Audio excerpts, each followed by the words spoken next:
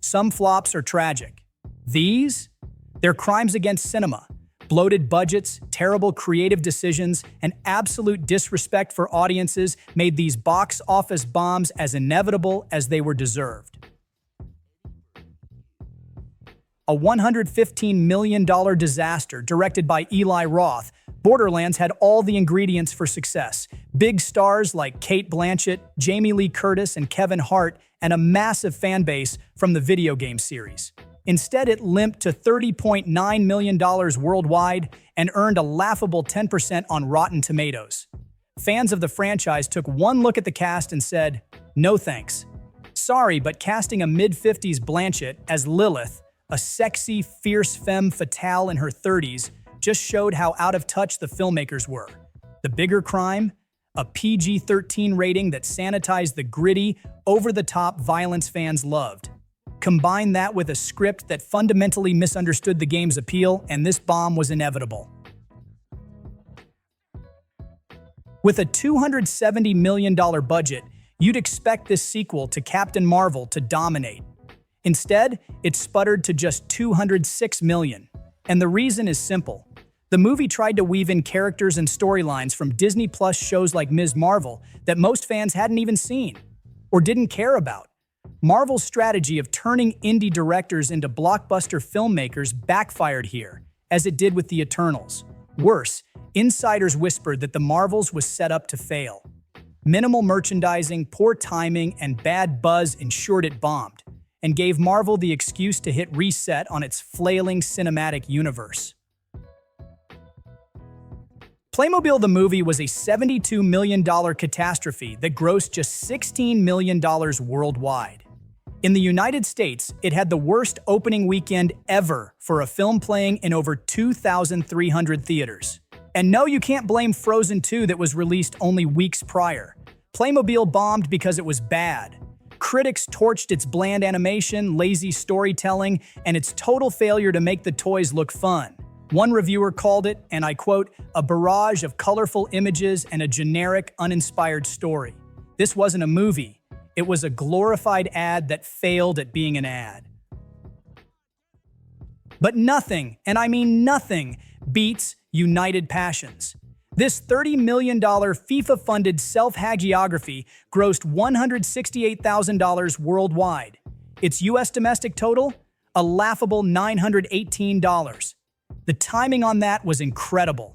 Starring Tim Roth and Sam Neill, the film tried to portray then FIFA President Sepp Blatter as a heroic reformer, right as the FBI was raiding FIFA offices for corruption.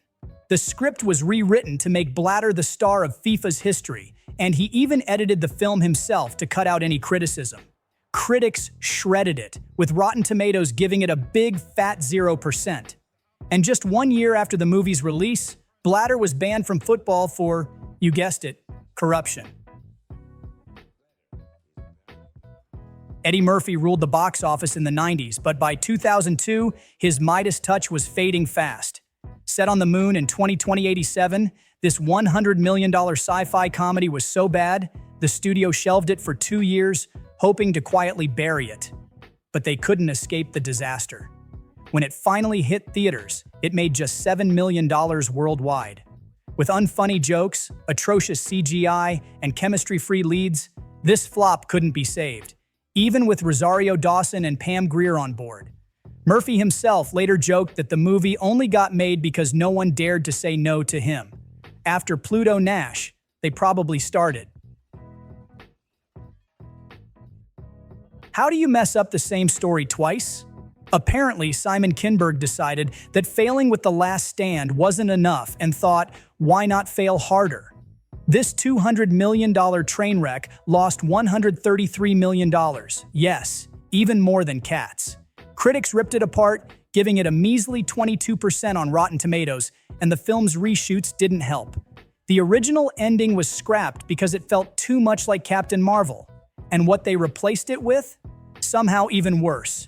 Sophie Turner gave it her all as Jean Grey, but with flat pacing and an underdeveloped cast, the movie was doomed from the start. Right now, Wicked is showing Cats how it's done, already claiming the title of the highest-grossing Broadway adaptation ever.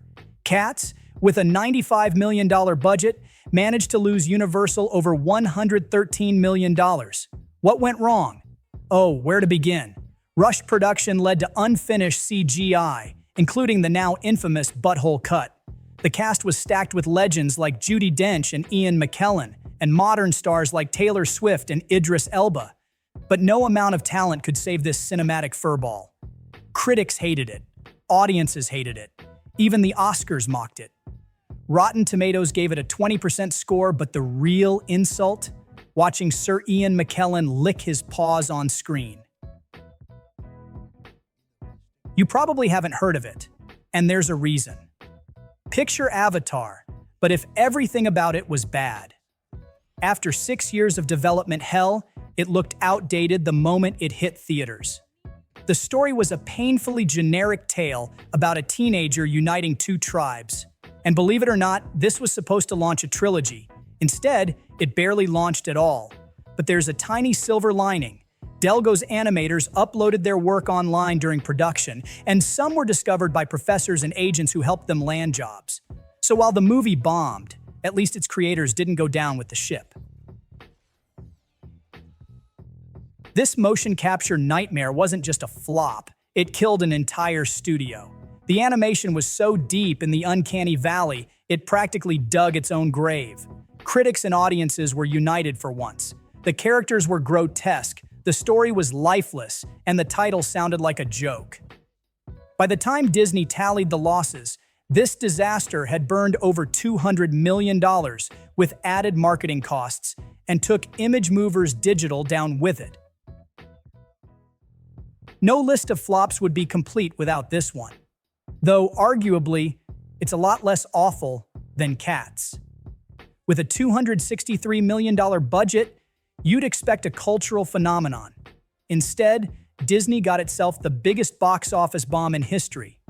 And yes, it's still unmatched. The movie was a convoluted adaptation of a pulp hero no one remembered. And then there was the marketing.